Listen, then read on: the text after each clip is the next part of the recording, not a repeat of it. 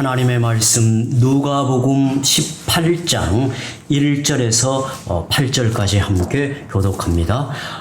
예수께서 그들에게 항상 기도하고 낙심하지 말아야 할 것을 비유로 말씀하여 이르시되 어떤 도시에 하나님을 두려워하지 않고 사람을 무시하는 한 재판장이 있는데 그 도시에 한 과부가 있어 자주 그에게 가서 내 원수에 대한 나의 원한을 풀어주소서 하되 그가 얼마 동안 듣지 아니하다가 그의 속으로 생각하여 내가 하나님을 두려워하지 않고 사람을 무시하나 이 과부가 나를 번거롭게 하니 내가 그 원한을 풀어주리라. 그렇지 않으면 늘 와서 나를 괴롭게 하리라 하였느니라. 주께서 또 이르시되 불의한 재판장이 말한 것을 들으라. 하물며 하나님께서 그 밤낮 부르짖는 택하신 자들의 원한을 풀어주지 아니하시겠느냐. 그들에게 오래 참으시겠느냐. 내가 너희에게 이르노니 속히 그 원한을 풀어주리라. 그러나 인자가 올 때 세상에서 믿음을 보겠느냐 하시니라.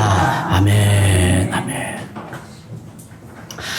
우리가 잘 아는 말씀, 또 우리 성도들이 이 말씀을 또 몇 차례 들으신 줄 압니다.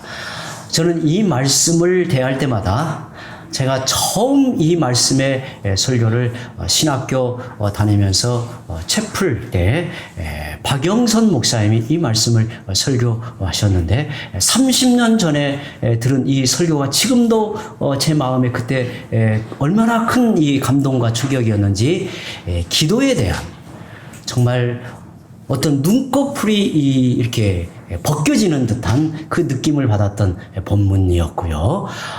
그리고 저도 목회하는 중에 이 본문을 또 수차례 묵상하고 또 말씀을 전하기도 했는데 오늘 우리가 그간의 여름 시간에 여름 때 우리가 해오던 이 우리의 신앙을 좀 점검하는 차원에서 이 관점으로 오늘 말씀을 함께 살펴보려고 하는데요. 오늘 이 밤에 성령님이 우리의 마음을 이렇게 어루만지고 터치하여 큰 주의 음성이 우리 안에 들려지길 바랍니다. 우리가 말씀에 기대하고 말씀에 귀를 기울였으면 좋겠습니다. 우리가 신자로 살아갈 때 항상 평안하고 충만하기는 어렵습니다. 누구나 경험하겠지만 이런저런 일로 낙심하고 좌절하기도 합니다. 때로는 기도하는 것조차 망각한 채 신자됨의 의식이 희미해지기도 하는 거죠. 주님은 경고하십니다. 마지막 때가 이럴수록 사람들은 더욱 냉담해지고 자기 일에 취해 정신없이 살아가는 현상이 시대의 분위기가 될 것이라고 말씀하십니다. 우리는 지금 종말의 시대를 살고 있습니다. 주님이 경고하신 대로 이런 시대 현상을 여실히 보고 있습니다. 우리는 신자로서 배후에 역사하는 시대 정신을 파악하고 악한 영들의 공격을 꿰뚫어 보아야 합니다. 오늘 이 관점을 깊이 생각해 보려고 합니다. 악한 영들이 우리의 신자로서의 기도하는 삶을 어떻게 공격하는가, 이 부분을 집중해서 생각해 보려고 합니다. 성경을 보면 예수님은 기도를 매우 강조하시고 또 실제적으로 가르치시는 것을 봅니다. 그 중에도 특히 누가복음 18장, 오늘 우리가 읽은 말씀에는 기도의 중요한 가르침이 나옵니다. 1절을 보실까요? 예수께서 그들에게 항상 기도하고 낙심하지 말아야 할 것을 비유로 말씀하여. 그러니까 예수님이 비유로 이 말씀을 전하시는데 어떤 비유를 들어 설명하시는데 주제가 뭐냐면 항상 기도하고 낙심하지 말아야 할 것을 가르치기 위해서 이 말씀을 하고 있는 거예요. 역으로 말하면 항상 기도하기가 어렵고 낙심하기가 쉬운 인생들을 향해 이 말을 하고 있는 거예요. 왜 이 말씀을 하고 계실까? 이 말씀의 배경이 누가복음 17장 뒷부분에 보면 주님이 마지막 때에 노아 시대와 같은 현상이 벌어질 것이라고 말씀하시는데 주님의 재림이 가까워지면 사람들의 이 심성이 냉담해진다 그랬어요. 그리고 자기 일에 빠져 살게 될 것이고, 그리고 신앙생활을 방해하는 분위기가 거세진다는 거예요. 그러니까 우리가 주님 앞에 설 날이 가까울수록, 또 주님이 우리에게 오실 날이 가까울수록 이 시대는 신자들에게 있어서 신앙생활을 방해하는 이 시대 분위기가 거세진다는 것이 주님의 말씀입니다. 그러므로 종말이 가까울수록 성도들이 깨어서 기도하는 것이 얼마나 중요한가를 알게 돼요. 저는 이것이 개인의 종말에서도 그렇습니다. 저도 길지 않은 세월이지만 한 30여 년 동안 성도들을 지켜보고 성도들이 노년의 삶을 어떻게 살아가는가를 보면서 제가 안타까우면서도 저는 꼭 그렇게 하고 싶다는 부분이 뭐냐면, 주님 앞에 설 날이 가까울수록 하나님의 말씀을 더 실제적으로 먹고 마시며 기도하는 데 깨어 있어야 된다는 거예요. 그래야 그 인생이 빛이 나요. 그의 인생이 백발의 그 면류관의 영광이 나타난단 말이죠. 그런데 나이가 더 들어가면 사람이 옹색해지고 고집스러워지고 뭔가에 갇혀있는 듯한 인생을 살아가기가 쉽단 말이에요. 저는 우리 성도들이 육신이 쇠하여 약해질수록 하나님을 향한 마음이 더 간절하여지고 더 실제적이고 깊어졌으면 좋겠어요. 그래서 그 사람을 대하면 그 하나님께서 임하여 은혜 베푸시는 증거, 그래서 그에게 가까이 가고 싶고 그 곁에서 그 은혜를 누리고 싶은 마음이 일어났으면 좋겠어요. 우리 성도들이, 저는 우리 부모님들이 그랬으면 좋겠어요. 우리 자녀들이 어려운 일 생기면 부모님에게 전화해서 기도해 주세요. 또 전화를 통해서도 기도해 주세요. 제가 이런 어려움이 있는데 어떻게 하는 게 지혜롭나요? 이렇게 조언을 구하고 부모에게 더 가까이 나아가게 한다면 이것처럼 복된 삶이 없단 말이에요. 과연 성도들이 마지막 때에 간절히 기도할까요? 기도에 온 힘을 쏟을까요? 그렇지 않은 게 우리 육신의 연약함이라는 말이에요. 종말의 때 성도들은 기도보다 낙심하기 쉽기 때문에 주님은 이 말씀을 하고 있는 거예요. 우리가 낙심하게 되면 기도를 잃어버리는 게 큰 문제예요. 여러분, 성도들이 낙심하여 기도를 잃어버린 이유가 뭘까요? 저는 간단하게 3가지만 언급하고 싶어요.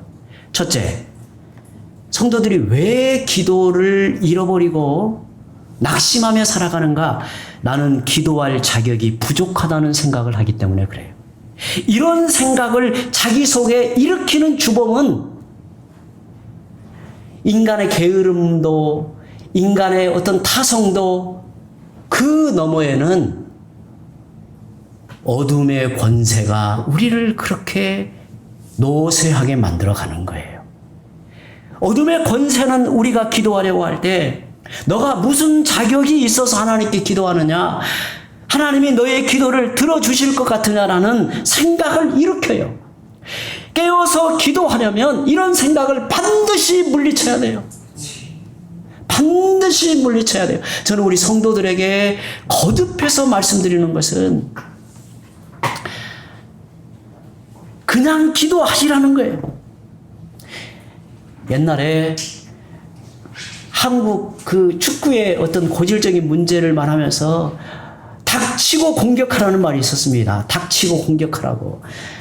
저는 우리 성도들에게 그렇게 말하고 싶어요. 정말 기도하시라는 거예요. 정말 기도하시라는 거예요. 어떤 상황, 어떤 자리에서든지 거기에서 기도하시라는 거예요. 깨워서 기도하려면 이런 생각을 반드시 물리쳐야 합니다. 오늘 우리는 하나님의 은혜로 말미암는 인생을 살고 있습니다. 우리는 십자가의 사랑으로 하나님의 자녀가 되었습니다. 그러므로 기도할 자격이 충분하다 말이죠. 우리는 하나님께 언제라도 기도할 특권이 주어져 있습니다. 이것을 기억하라는 말이에요. 둘째, 우리가 아무리 기도해도 소용이 없고 이 문제만큼은 하나님도 해결하지 못할 것이라는 불신앙이 작용을 한다는 거예요. 많은 교인들이 하나님의 지혜와 능력을 제한하여 기도하는 것을 포기하고 맙니다. 자기 생각과 판단으로 하나님의 능력을 제한하면 안 되는 겁니다. 여러분, 하나님은 내 수준이 아니에요. 하나님을 나와 같이 여겨서는 아니 돼요. 우리가 기도하다 보면 전혀 생각하지 못하는 방법으로 위기를 헤쳐나갈 지혜를 베풀어 주십니다. 놀라운 위로와 용기와 세임을 주시기도 합니다. 우리는 어떤 문제라도 기도하는 게 옳습니다. 기도하는 게 인생을 잘 사는 거예요. 어떤 문제라도 기도하는 게 인생을 잘 사는 거예요. 자녀들을 위해서 정말 기도를 많이 하시기 바라요. 주의 이름으로 축복하고 자녀들을 향한 하나님의 은혜를 간절히 구하며 사시길 바라요. 여러분의 삶 모든 것을 위해서 하나님 앞에 늘 깨어 기도하시길 바라요. 셋째, 하나님 없이도 내 힘으로 할 수 있다는 교만한 마음이 기도를 막습니다. 그러나 주님은 어떤 경우에도 우선적으로 기도하라고 하십니다. 초대 교부, 그러니까 사도 이후에 사도들의 제자들을 교부라고 하는데요. 초대 교부 가운데 오리게는 기도에 대하여 말할 때 이렇게 말한 적이 있습니다. 기도는 마치 소금과 같다 그랬어요. 기도는 마치 소금과 같다. 모든 음식에 소금을 넣어야 맛이 나듯이 모든 일에 기도는 필수적이라는 말이에요. 작은 일이나 큰 일에서, 쉬운 일이나 어려운 일에서 다 기도가 중요합니다. 어려운 일에서만 기도가 중요한 게 아니라 쉬운 일이나 어려운 일에서 기도가 중요하고요. 작은 일이나 큰 일에서도 기도가 중요합니다. 그래야 그 일이 제대로 이루어지고 결국 하나님이 영광을 받으십니다. 누가복음 18장의 비유로 하신 말씀에는 한 과부가 등장합니다. 이 비유에는 한 과부가 등장해요. 그는 불의한 재판관을 찾아가 자기의 억울한 사정을 풀어달라고 간청을 합니다. 그는 과부였기에 아무런 힘이 없어서 그가 자기의 억울한 사정을 호소할 곳은 단 하나밖에 없었습니다. 그것은 재판장을 찾아가는 것밖에 없었어요. 그런데 이 과부는 재판관의 도움을 받지 못합니다. 왜냐하면 그는 보잘것없는 인생, 가진 것이 없고 힘이 없는 인생, 사람들에게 소외당하는 인생 과부였기 때문에 그렇습니다. 그러면 재판장은 어떤 사람이었는가? 2절에 보시면 이르시되 어떤 도시에 하나님을 두려워하지 않고 사람을 무시하는 한 재판장이 있는데 그랬어요. 그 재판장은 안타깝게 하나님을 두려워하지 않고 사람을 무시한 자였습니다. 위로는 하나님을 두려워하지 않아요. 아래로는 사람을 무시해요. 그는 아나무인의 재판장이었습니다. 그러니 힘없는 과부의 하소연을 들어줄 리가 없습니다. 불의한 재판장은 가난한 과부의 억울한 일을 들어줄 마음조차 없습니다. 그에게는 하나님의 공의나 약자를 보호하는 일에는 아무 관심이 없는 자였습니다. 그런데 놀라운 일이 벌어졌다는 거예요. 불의한 재판장이 과부의 억울한 일을 풀어주리라고 생각을 한 겁니다. 기적이 일어난 거죠. 그 이유가 5절에 나옵니다. 5절에 이 과부가 나를 번거롭게 하니 내가 그 원한을 풀어주리라. 그렇지 않으면 늘 와서 나를 괴롭게 하리라 하였느니라. 그 재판장이 과부의 원한을 풀어주려고 생각이 바뀐 이유는 정의감이 있어서거나 아니면 동정심이 일어서 그런 게 아니에요.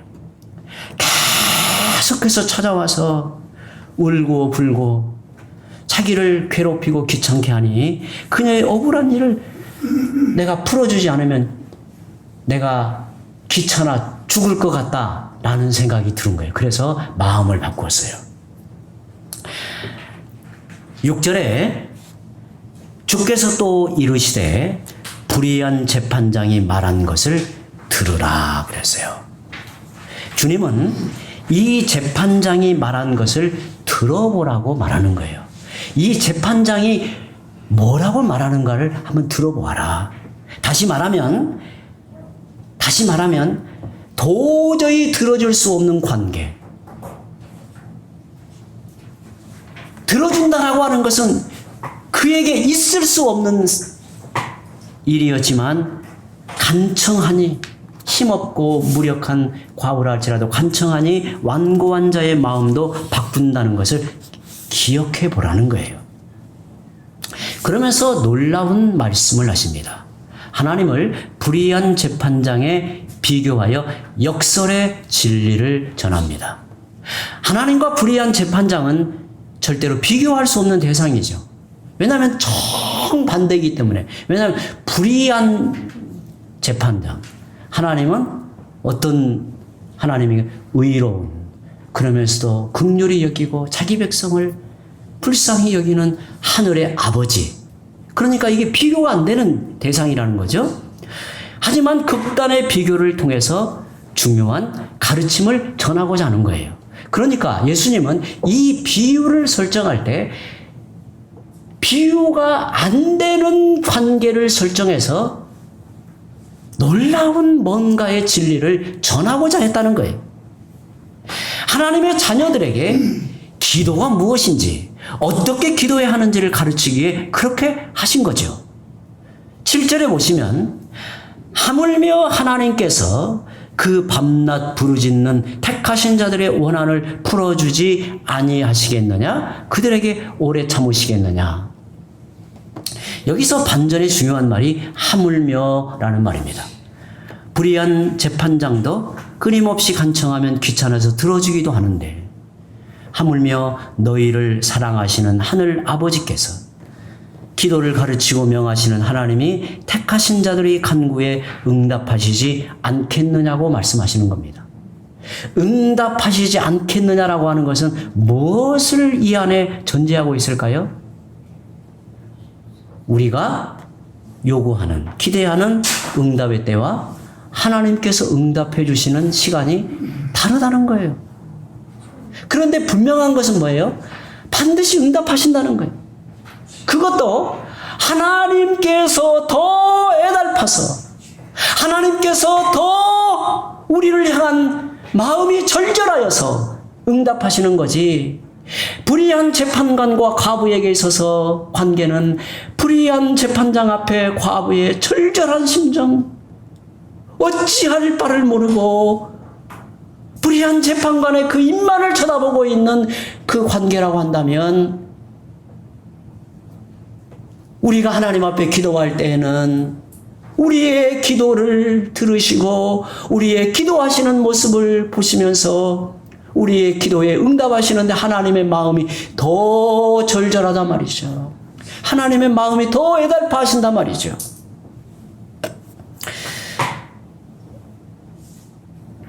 이 비유를 통해 말씀하시는 주님의 안타까운 마음이 전하여지고 있는가? 기도는 하나님의 자녀로서 마땅한 의무입니다. 그런데 기도를 즐겨 들으시는 하나님이 명령하십니다. 제발 기도하라고.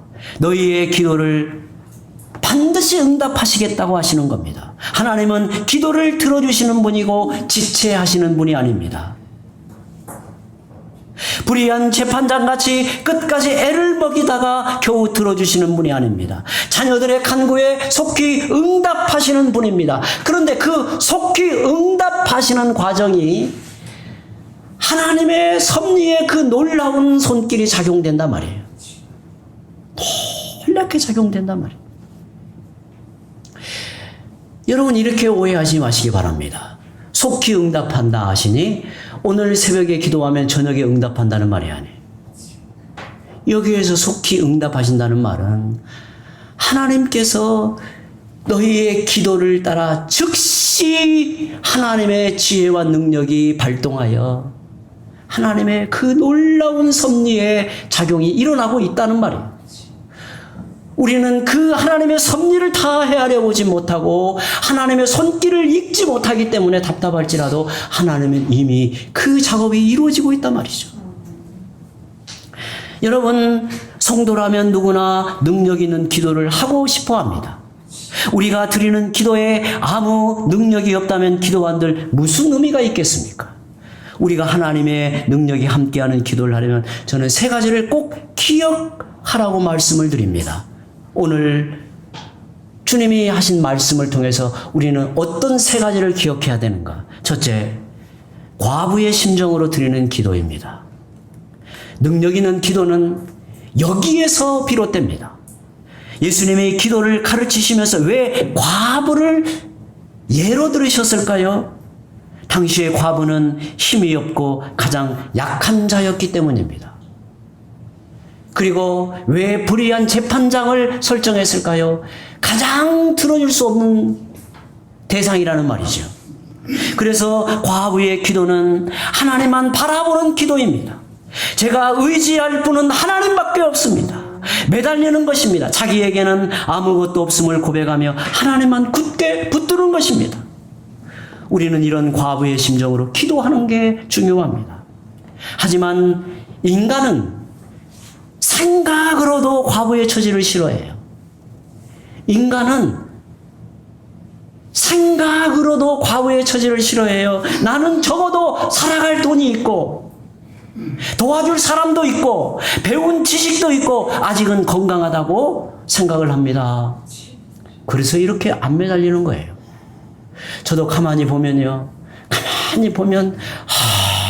얼마나 인생을 간사하게 사는지 어떤 데는 제 자신을 향해서 가슴이 처질 때가 있어요.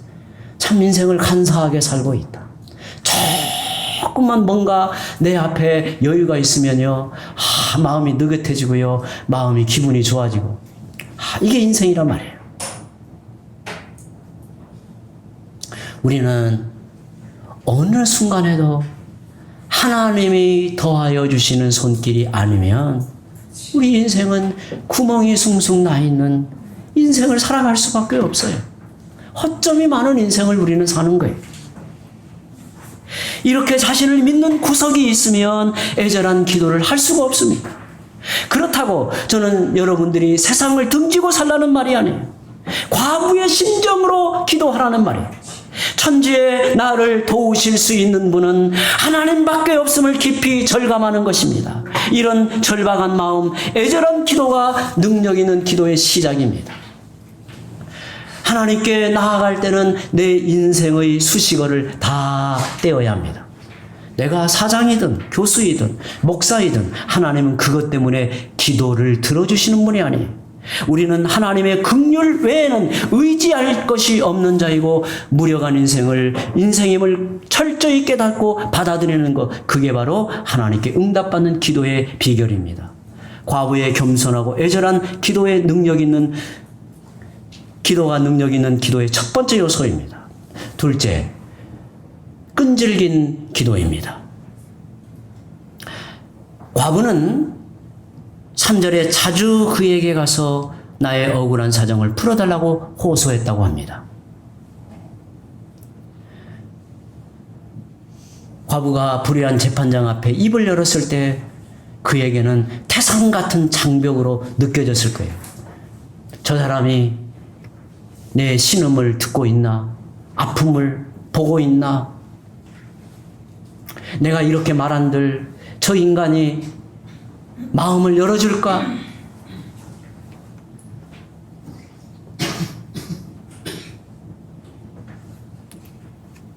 그런데 하나님은 우리가 기도하러 하나님 앞에 나아갈 때 하나님의 마음이 뜨거워서 우리를 향한 은혜를 쏟아 붓고자 하는 거예요. 저는 이렇게 믿습니다.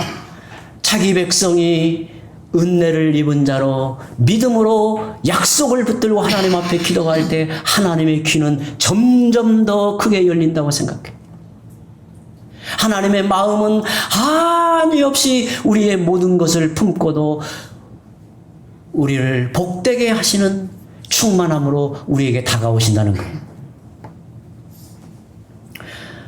성경에 보면 3번 기도했다는 말이 여러 곳에 나옵니다. 그것은 단지 3차례 기도했다는 말이 아니에요. 반복해서 끈질기게 지속적으로 기도했다는 말입니다. 하나님이 들으실 때까지 계속 기도하는 것을 말합니다. 그런데 우리의 간구는 대부분 끈질기지 않습니다. 정당한 기도일수록 끈질겨야 합니다. 조급하면 안 됩니다. 응답받는 기도, 능력 있는 기도는 끈질긴 기도예요. 저는 우리 성도들에게 말씀드리고 싶어요. 정당한 기도일수록 끈질기게 기도해야 돼요. 이것이 하나님께서 우리에게 말씀하신 바이고 약속하신 뜻이라면 끈질기게 기도하는 거예요. 하나님의 은혜를 구하고 기도하는 거예요. 그 다음에 결과, 그 다음에 역사는 우리에게 속한 영역이 아니에요. 하나님께서 알아서 하실 일이에요. 셋째, 이 부분이 저는 오늘 저녁에 굉장히 강조하고 있는 부분이에요. 강조하고 싶은 부분이에요. 능력 있는 기도에 있어서 저는 이 부분을 꼭 우리가 잘 이해했으면 좋겠어요. 셋째, 내 원한을 풀어달라는 기도입니다. 오늘 말씀에 그렇게 말합니다. 내 원한을 풀어달라는 기도예요. 쉽게 말하면 나의 원수를 분명히 인식하고 그 일에 하나님이 관여하시기를 바라는 기도가 능력 있는 기도가 됩니다. 오늘 말씀에는 자세하게 보면 3자 관계가 나와요. 억울한 사정의 과부는 기도하는 성도입니다. 재판장은 기도를 들어주시는 분입니다. 그리고 직접 등장하진 않지만 숨어있는 제3자, 문제를 일으킨 자가 지금 전제가 되고 있는 거예요. 과거의 억울한 사정은 그가 초래한 것이 아닙니다. 재판장이 일으킨 것도 아닙니다. 정말 문제의 장본인은 제3자 따로 있는 거예요. 제3자, 그게 바로 원수입니다. 기도에는 3자 관계를 염두하는 게 중요해요. 그런데 우리는 하나님과 나 양자 관계만 생각해요. 이와 관련하여 기도하는 사람을 3가지 성향으로 나누어 볼 수 있습니다. 어떤 사람은 무조건 내가 원하는 대로 일이 진행되어야 문제가 해결된 것으로 생각합니다. 내 소원이 이루어지면 그것으로 끝입니다. 또 어떤 사람은 주의 뜻이 이루어지기를 기도합니다. 그런데 이런 사람도 있습니다. 내 원한을 풀어주소서, 나를 괴롭힌 자를 심판해 달라고 기도합니다. 문제의 근본 원인인 원수를 제거해 달라고 기도하는 것입니다. 우리에게 필요한 기도, 어찌 보면 정말 우리의 기도 속에서 각성되어져야 될 부분 중에 하나가 이 부분이에요. 원수의 실체를 분명히 깨닫고 대적하는 기도가 필요합니다. 그 힘을 결박하여 쫓아내달라고 기도하는 겁니다. 그리할 때 우리 기도가 살아나고 능력이 있습니다. 적을 분명히 의식하지 않으면 기도가 느슨해져요. 기도가 야성이 회복되지 않아요. 그러나 적을 의식하면 기도는 살아납니다. 예를 하나 들어볼까요? 인간관계를 예를 들어보죠. 부부관계를 한번 예를 들어봅니다. 눈을 좀 크게 뜨시고요. 저를 보시기 바랍니다. 좀 실제적인 좀 각색을 내서 부부관계를 들어서 제3자를 우리가 어떻게 염두해야 되는가를 좀 생각해 보죠. 부부싸움은 아주 사소한 일에서 시작이 됩니다. 그 사소한 것을 해결하지 못하면 갈등이 더욱 커집니다. 결국 가정이 무너지는 지경에까지 가고 맙니다. 하나님 앞에 복되고 견실해야 할 가정이 사소한 불화 때문에 갈등하여 괴로움을 겪습니다. 사랑하지 않은 부부가 어디 있겠습니까? 그런데 자꾸 상대방의 작은 잘못이 눈에 보일 때 갈등은 계속됩니다. 용납하려는 마음이 생기다가도 어느 순간 사라지고 말아요. 미운 짓거리에 마음이 상해 그것만 생각하면 화가 치밀어 오릅니다. 그것으로 인해 관계가 계속 악화됩니다. 자기 배우자가 본래 나쁜 사람일까요? 그렇지 않습니다. 그러면 왜 부부 사이에 갈등이 점점 깊어질까요? 저는 우리 성도들이 한번 제3자를 생각해 보자는 거예요. 내 앞에 남편이 되었던 아내, 그 또 다른 3자를 생각해 보자는 거예요. 근본적으로 부부 사이의 미움과 원망에 영이 개입하는 것을 염두에 보라는 거예요. 어떻게 생각하면 별것도 아닌데 그 일을 극복하지 못하고 눌려 있다면 영적인 시험과 공격을 받기 때문입니다. 이럴 때는 부부 사이를 공격하는 어둠의 영들을 대적하여 기도하는 게 중요합니다. 불화의 영을 내쫓는 게 중요해요. 사도는 이렇게 말합니다. 우리의 싸움의 대상은 혈과 육이 아니다는 거예요. 악한 영들의 세계를 대하여 우리는 싸우고 있는 겁니다. 우리가 어떤 대상을 놓고 마음 졸이면서 기도하면 인간은 연약하여 원망도 잘하고 때로는 문제의 원인을 그에게 돌리기 쉬워요. 그러나 하나님 앞에 우리의 연약함을 돌아볼 뿐만 아니라 그의 연약함을 알고 또한 이 모든 연약함을 통해서 무너뜨리고자 하는 그 교묘한 계획을 술수를 들여다보기 시작하면 우리의 기도는 정말 간절해져요. 어느 순간에 내 아내와 남편과 내 자녀가 긍휼히 여기는 마음이 일어나요. 정말 하나님이 주시는 은혜의 마음으로 사랑하고 끌어안고자 하는 마음이 생겨요. 하나님께서는 우리의 기도 속에 역사하시는 분이지 우리의 기도를 외면하시는 분이 아니에요.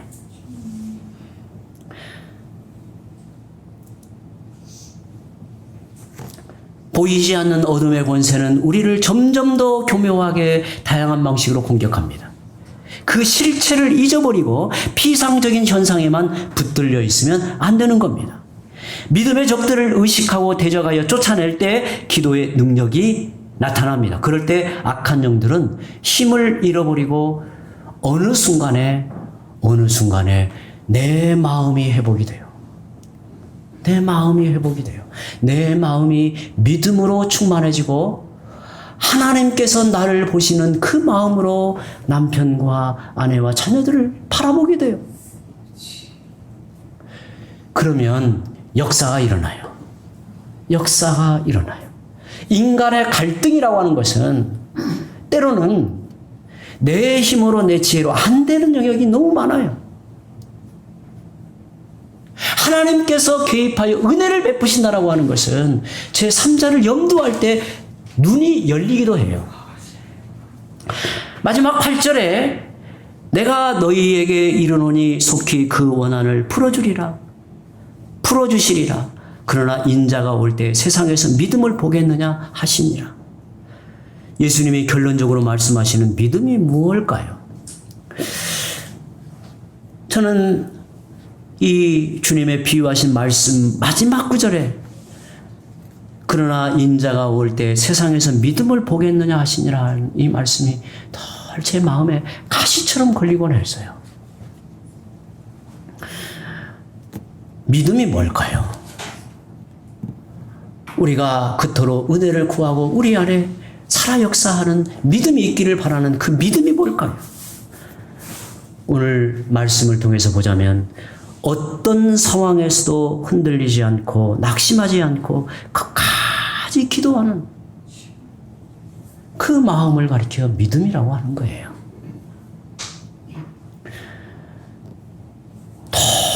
도저히 기도할 수 없는 상황에서 내가 기도한들 어떠한 해결점이 보일까?